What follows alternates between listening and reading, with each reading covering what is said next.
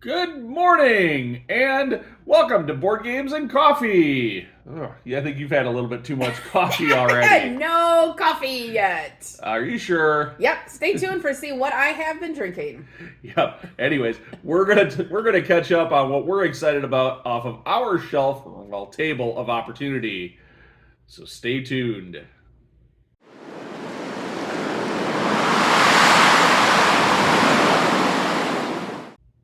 Welcome to Wisco Dice. Hey yo, folks! I am your host, the Conesy with the most, and I am joined today by. Hey, I'm Suzanne. And today it's another episode of Board Games and Coffee. Woo! Somebody's a little caffeinated. I have had no coffee yet today, and maybe like a few sips of my tea. This is like my third cup today, and I am just still not at your level of excitement. Oh my gosh, it's it's just Tezo Zen green tea. I don't know how much caffeine is really in it, but Yeah, and I've got. it's not making me zen. I've got the coffee cooperative Ariba coffee. See, he's had a lot of coffee. What is the coffee place? It's Just Coffee Just Cooperative. Coffee. Just Coffee Cooperative. See, if you want to drink what I'm drinking, you can order that right from Just Coffee Cooperative. They're not sponsored in any way, or know that we're probably doing this.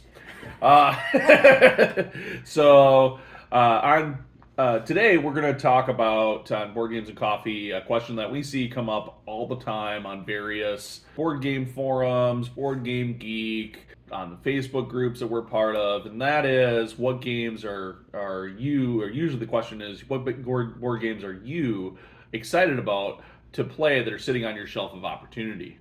Well, we don't really have a shelf of opportunity currently. It's a table that is overflowing. It's more like See, two picture. plus tables. It's spread out among our gaming space, our opportunities. Yeah. Like, we have board game night, and we have to clean off our second gaming table to open it up when we expect to have two tables of gaming going, because it's now the overflow storage for board games. And it doesn't help that, like, yesterday we just got a box We got from Miniature Market of 3 games three I more had titles. ordered. Yep, that I had ordered that were pre-orders. Plus a Kickstarter showed up this week. Plus, review copy showed up. So yeah, there is.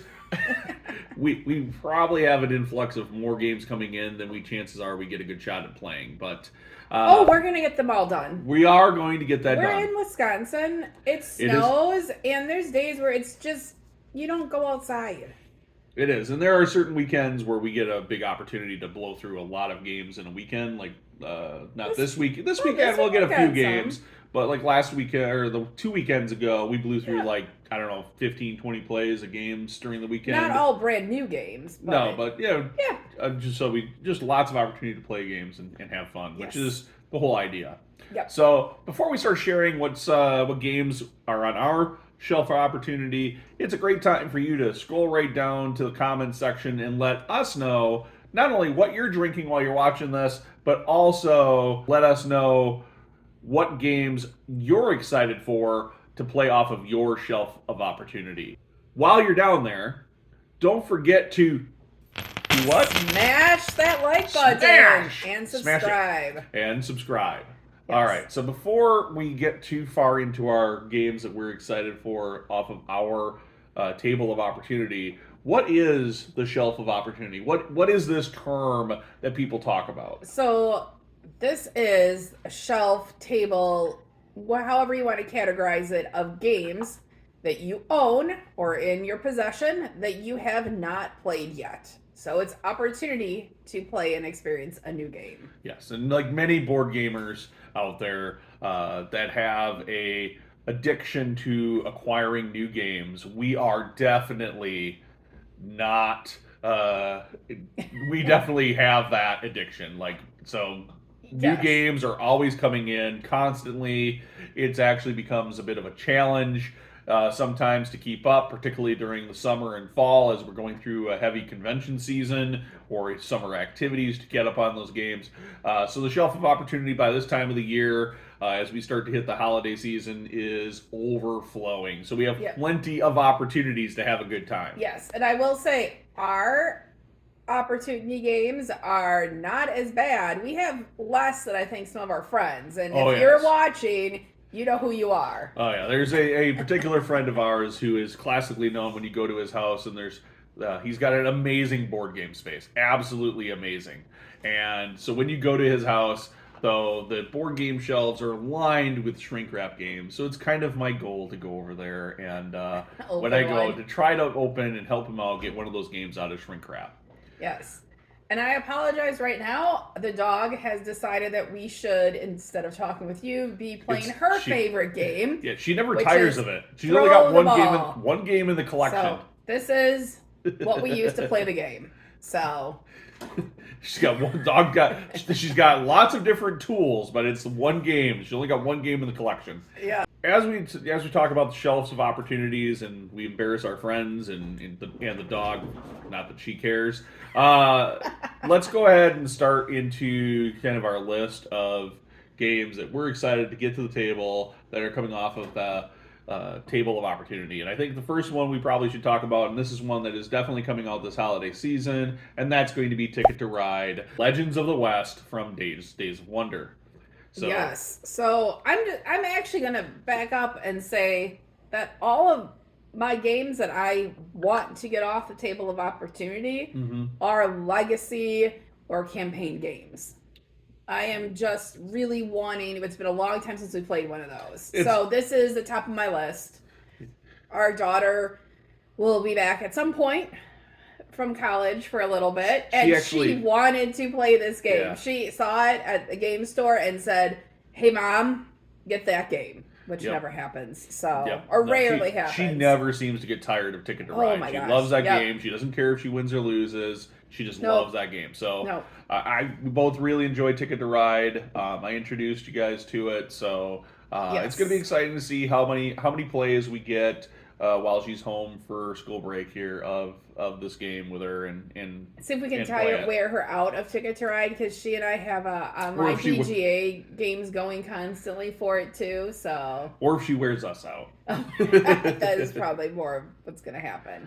So another game that's sitting over there, and this is really is an expansion to a game, but it's the game that christened this table, and that is Spirit Island, but not the base game. This is the expansion to that, Nature Incarnate. So this showed up, I don't know, 2 or 3 months ago from the running campaign on Backer Kit. So we got all the cool bling, a bunch of foil new spirits, a ton of new spirits to play.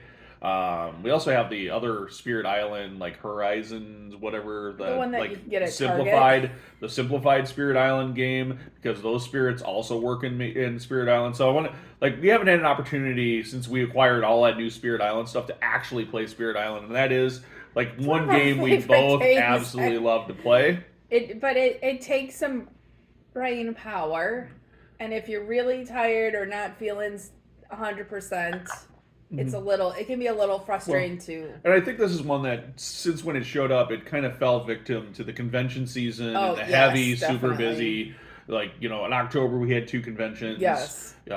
Big Gen Con in August, and it just kept going this fall. So now that we're starting to free up a little more time in the schedule, hopefully we can get that one back to the table. I'm really looking forward to playing it. We love Spirit Island. Yes. And the Horizons, I definitely would like to try with some people that maybe aren't as into Spirit Island, just to experience it. Sure. All right. So going with my theme of legacy games, one that just came in yesterday, finally, that had been on pre-order, is Sagata Artisans. So we don't own the base game Sagata. We've played it a number of times. Yes. And it is very nice. We have all the Zool games, which we had decided to acquire instead of Sagata. But hey, stained glass windows, pretty dice. So I'm looking forward to getting that one out. And our first opportunity to play Sagata would happen to be at a bar for a board game night that was at that bar, and so the lighting wasn't great. It was kind of hard to make out the colors, and so we walked away with a less than favorable opinion of Sagata, and then got to play it again at a friend's of ours house. And it was a lot more. We really enjoyed it because the lighting was good. You could see the different colors of dice. Everything blue and green and purple dice. And so when Artisans came out, this was definitely a game that we added. We saw it at Gen Con. We almost bought it at Gen Con, but then decided not to this year. but then put it on an order for games to arrive because we got a great deal And from I'm Miniature glad Market. I didn't because it was heavy, and it would have been a lot of carrying that around Yeah, for like yeah. a full day. It is definitely part of the like, oh hey, I want to buy all the new games at Gen Con, but at the same time, like, how do I want to manage all of that weight I have to carry around? And we're fortunate we get to drive to Gen Con and drive back, so we have plenty of And storage. We don't have yeah, to worry about like an I'm just airplane or luggage I'm just so much, complaining but about carrying it, on the whole day while I'm there. the amount I of shouldn't walking, be. like Yeah, you're chucking, like, you're gonna I was close chuck to it around like a 20,000 steps a couple day of over miles, there. yeah, probably. Anyway, what's next on your list? So this is a game that Justin from the on our show has in his collection, and he actually backed it when it was in crowdfunding. But I got an email from Board Game Bliss recently, and it was available, the full Kickstarter blinged version. What game is it? Calm down. I don't know what game this is. Caffeinated. And I got a story to tell. Now you lost track. I got to start over with my story. You got it from Board Game Bliss. Yes, and so yeah, it came and it was a great discounted deal for a damaged copy of it, which the box is just a little bit being dinged, and I don't get bent out of shape over damaged boxes as long as the content inside's fine.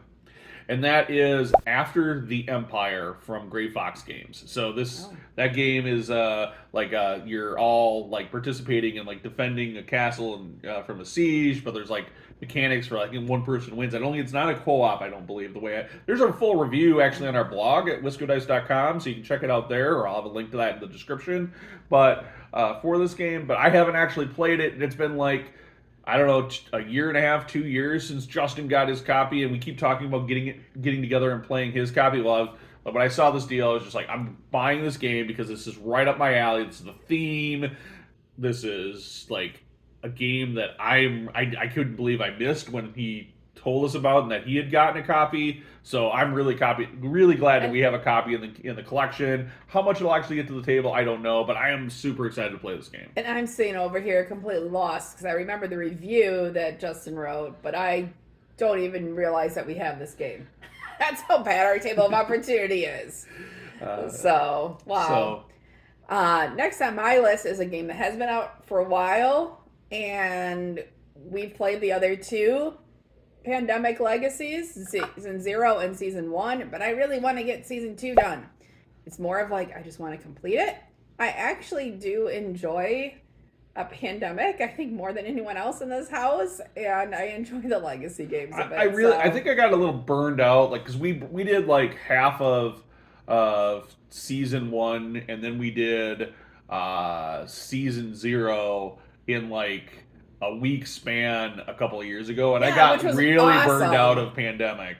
Oh, I was ready to start playing Season 2 right after that. I know you were. I was like, I need a break. And then we did Clank Legacy.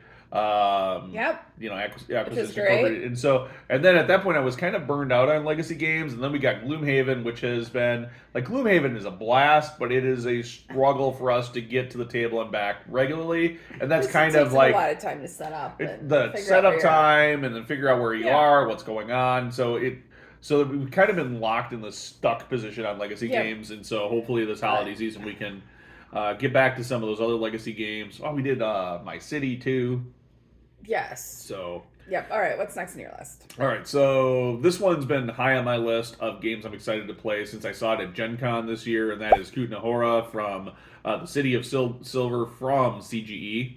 And I know this looks like I've seen, like, I saw it on the table, and I know generally kind of what the premise is, but I didn't actually do any research on it to actually understand what kind of game it is. I just saw it and went, this game has me interested, like the mechanics or the components and stuff. So I'm really excited to play it because unfortunately this is one of those games that visually caught my eye and made me really excited about it.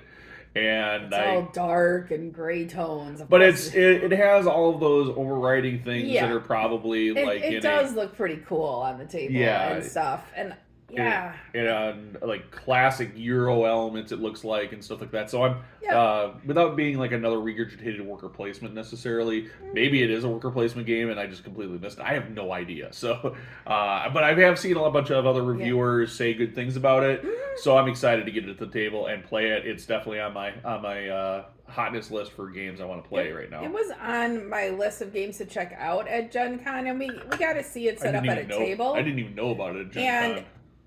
it's been so long. I guess I've just looked at so many other games that are coming out. I forgot exactly what it was, and I figured I'd figure out This again when it came this back. this happens quite often too, because the table of opportunity gets to be quite large at this point of the day of the year. It's always humming around 15 or 20 titles usually on it. Uh, Right now, it's got way more than that, we're probably, I don't know, but probably double that. at least.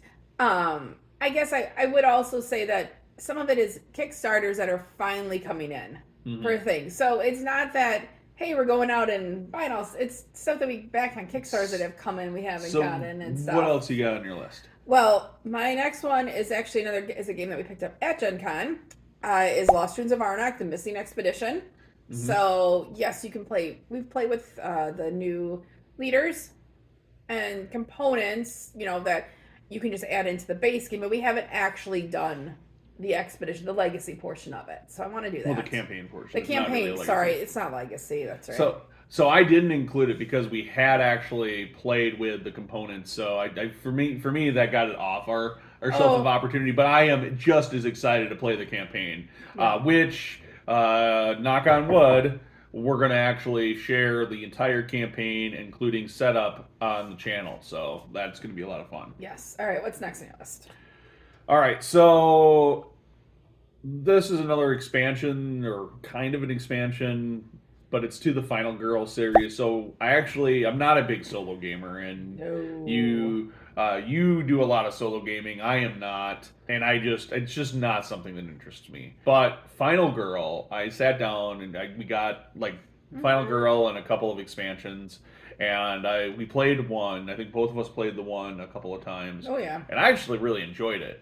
And I loved it. Like, it was thematic, and it was fun, and I actually enjoyed it for a solo game experience. I really enjoyed it. I mean, I lost hard, but I wanted to play it Yeah. again. I wanted to like try to see if I could figure out the puzzle and be able to play it again. We have a couple of other expansions for it, Mm-hmm. and I'm looking forward to getting. I'm really looking forward to breaking those out. In fact, there have been several days where my workday has been really slow, and I was like, oh, I should like just bring my laptop out here and play Final Girl while I'm waiting for somebody to chat me or message me or the next work meeting.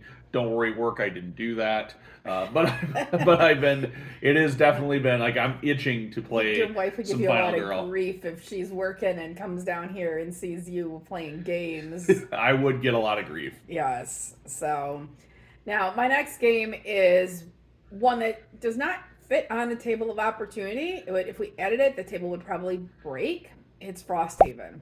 Ah, So we're in the middle of Gloomhaven. I know we need to finish it, but I really like it so much. I want to keep moving on to Frosthaven. yeah, and I've been thinking about Frosthaven, and it's another one of those games. Like there's that one, and then there's this one that's on my list, which is Role Player Adventures from Oh, that's Thunderworks actually the Games. last one on my list too. Believe it or And not. so I'm kind of going back and forth on like what I want to do with those.